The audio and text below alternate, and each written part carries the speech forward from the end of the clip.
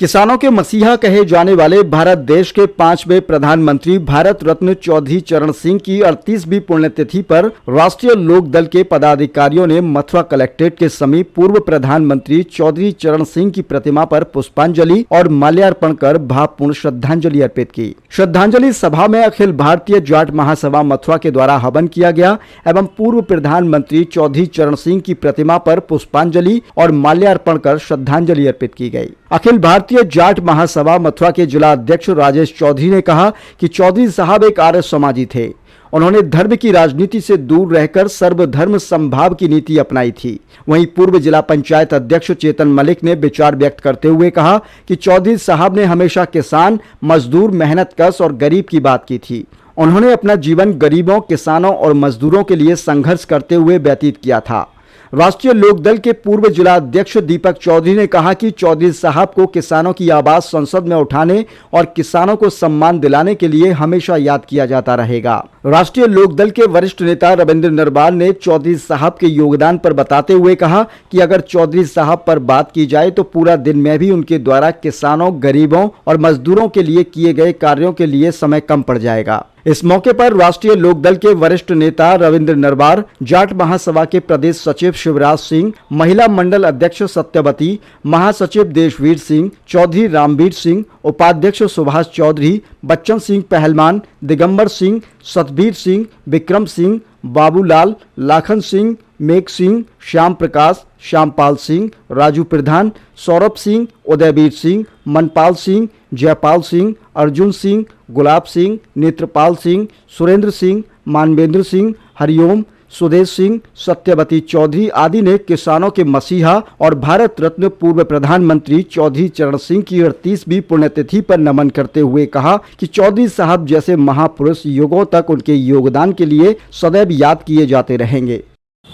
आज पूर्व प्रधानमंत्री भारत रत्न चौधरी चरण सिंह की 38वीं पुण्यतिथि पर अखिल भारतीय जाट महासभा के पदाधिकारियों ने सिंचाई विभाग के प्रांगण में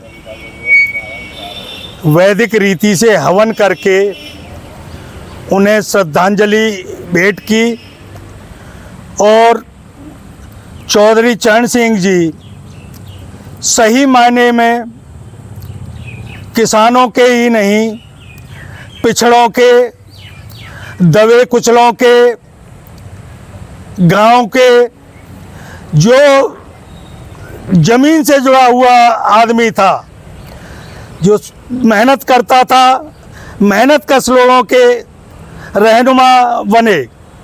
उन्होंने आज से 60-70 साल वर्ष पूर्व जो बातें कही थी, चाहे वो लघु उद्योग की हों या हमारे किसानों के लिए उन्होंने एक मैसेज दिया था कि मेरे प्यारे किसानों, आप अपनी एक नज़र खेत पर तो दूसरी नज़र लखनऊ और दिल्ली की गद्दी पर रखो, तभी आपका भला हो सकता है।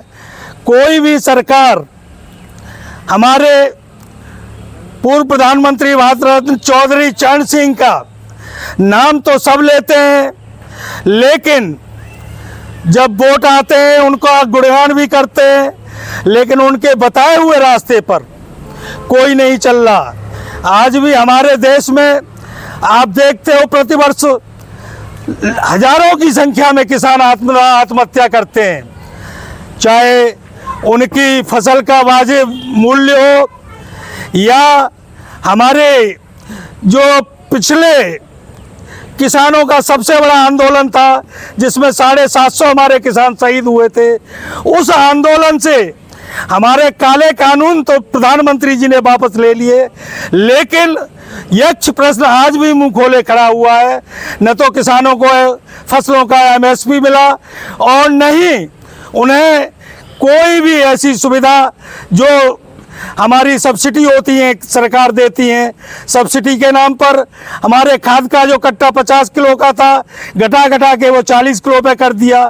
तो मैं तो यही अनुरोध करूंगा और सभी भाइयों से ये कहूंगा कि आपकी एकता में बहुत बल है। जिस दिन आप एक हो जाओगे, उस दिन चाहे कोई भी सरकार हो, उस सरकार को झुकाने का काम करोगे।